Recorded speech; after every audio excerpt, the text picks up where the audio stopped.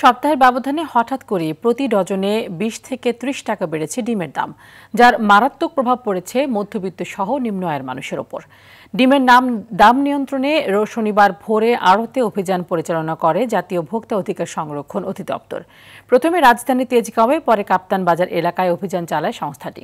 এ সময় অনিয়ম পেয়ে বেশ কয়েকটি দোকানে জরিমানা করে ভোক্তা অধিকারের ভ্রাম্যমাণ আদালত। তেজগাঁওয়ে অভিযান শেষে ঢাকা বিভাগীয় সহকারী পরিচালক জানান, বেশি লাভের উদ্দেশ্যেই দাম বাড়িয়েছে পাইকারি বিক্রেতারা, সেই সঙ্গে মধ্যস্বত্বভোগীরাও নিচ্ছে বাড়তি সুযোগ।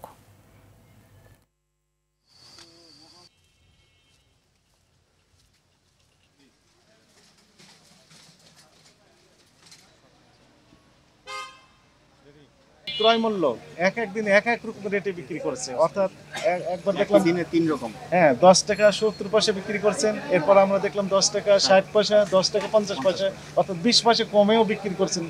20 পয়সা কমে যদি বিক্রি করেন তবে ওনার লাভ থাকছে। তার মানে হচ্ছে অতিরিক্ত লাভ করার যে প্রবণতা সেগুলো আমরা খেয়াল করেছি।